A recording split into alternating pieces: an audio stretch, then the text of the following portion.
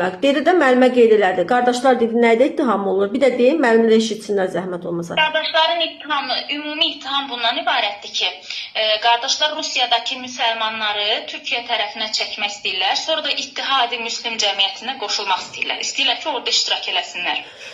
Ondan əlaqədar bir vətən, bir də ədəbi mərkəziyyət firqəsinin yolunda çalışırsınız, deyirsiniz. Bəli. Qafqaz Azərbaycanı ilə də İran Azərbaycanlarını birləşdirmək istəyirsiniz ki, bir müstəqil Azərbaycan yaradasınız. Həm də Mirzə Məhəmməd Əliyə deyir ki, qardaşlarınıza siz bu işdə kömək olursunuz. Yəni orada. Bir şey əlavə edə bilərəm. Bir də deyir ki, qoyun Elnura müəllimə qeyd eləsin, deyin. Hə, buyurun.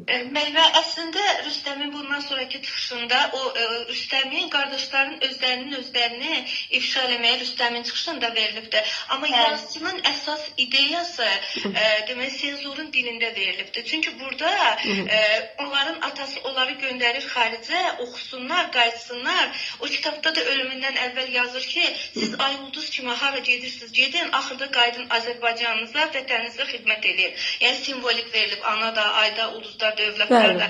Burada da əslində bütöv Azərbaycan, yəni oxumuş olan Azərbaycanlılar qayıdıb gəlib, yəni əslində bu işləri görmədilər. Qafqazda parçalanmış torpaqlarımız, İranda, sonra deyir İrandakı Kürtləri, nə bilim, yığasını eləyəsiniz. Əslində bütöv Azərbaycanı deyir ki, yəni yığmalısınız, eləməlisiniz. Bir də senzor burada axırda deyir ki, mən deyir, bura gəlməmişdən qabaq sizin haqqınızda başqa cür fikirləşirdim. Amma öz fikrim içimdə qalsın deyir. Onu deyir, sizə deməyəcəm, amma deyir, sizin bədxahlarınız deyir, sizə, həm də ki, bunlar haqqında şikayət olmuşdur. Deyir, sizin bədxahlarınız hökumətə deyibdir ki, siz belə-belə işlərlə, çünki hamı bunu gözləyirdi əslində Azərbaycan ziyalısından, düşmənlərimiz də bunu gözləyir, amma əslində